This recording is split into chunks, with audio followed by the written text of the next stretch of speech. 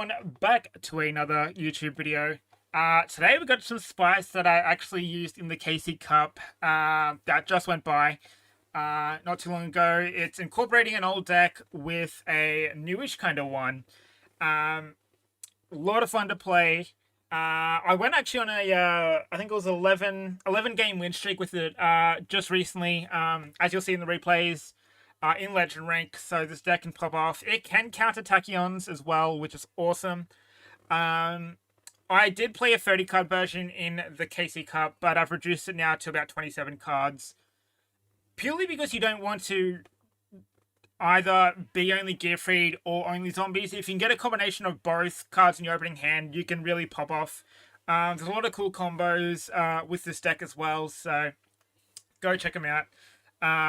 Go watch the replays, learn how to play the deck. It is a lot of fun to play.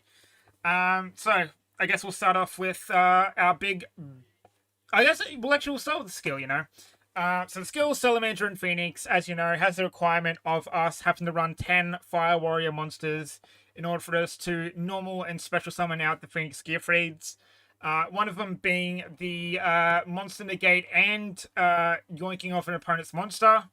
The other one which I've got in the deck, Phoenix Gearfried, is just a vanilla monster, but I mostly either use it for a beat stick or to use for trade-in, since it is a level 8 and trade-in allows us to draw 2 cards.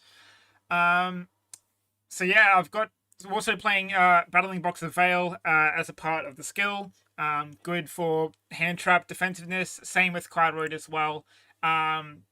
Purely because that's what I found the most of this deck, is that if you didn't have these hand traps, we would be pretty vulnerable to a lot of decks that just crash over or play through a lot of disruption, you know. So that's why I'm running the Cardroid and the Veils, plus with the skill.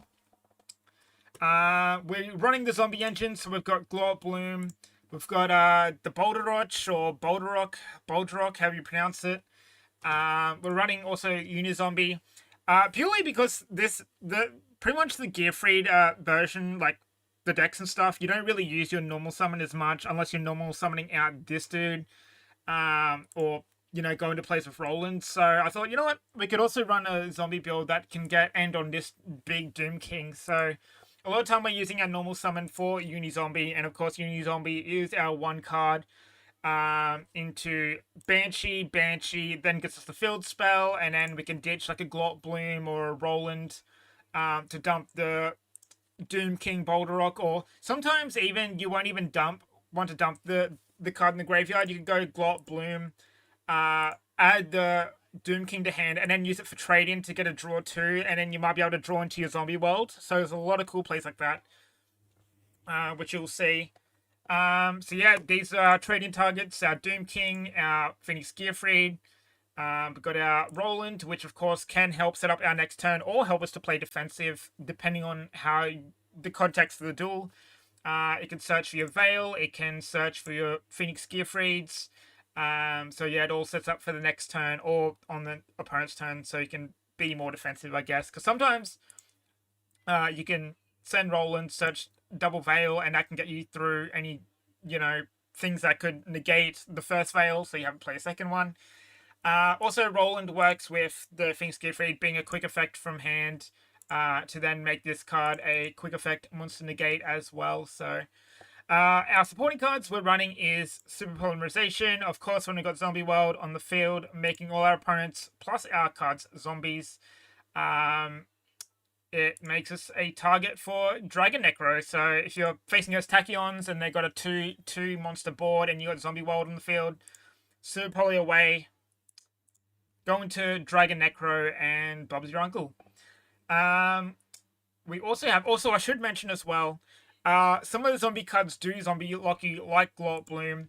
So, depending on your hand, always try to go into your Gearfried first, so you don't lock yourself out from summoning it out, or special summoning, or whatever.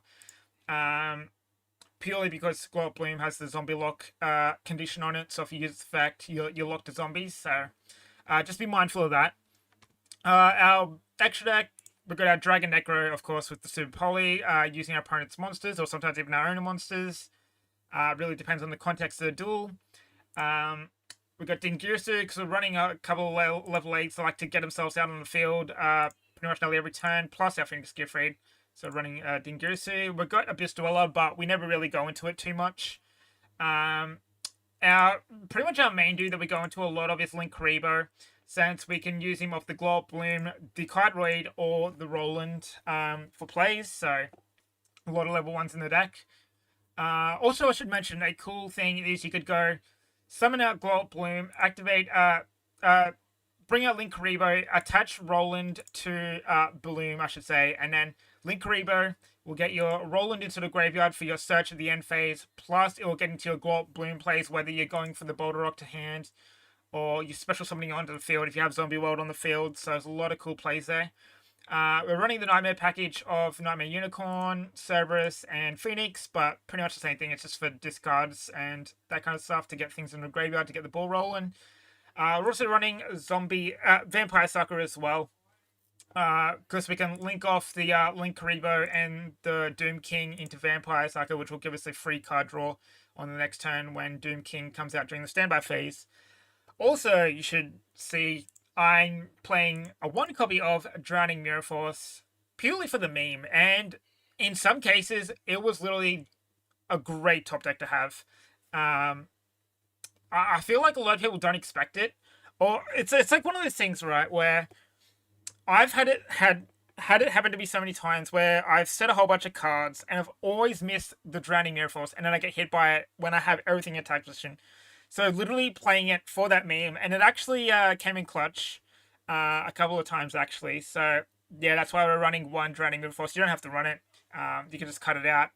And of course you can play any other staple cards you want to play. I purely try to stay away from as much staples as possible unless it benefits the deck. Purely like Super Poly get into this dude, Zombie World for the Boulder Rocks, and trade in because we're running a whole bunch of level 8s. But I try to stick away from like IDP and book and all those kind of things and purely play the engine of the deck to win duels and all that. So yeah, a lot of fun. It's a lot of a really great deck to play. I had a lot of fun playing it.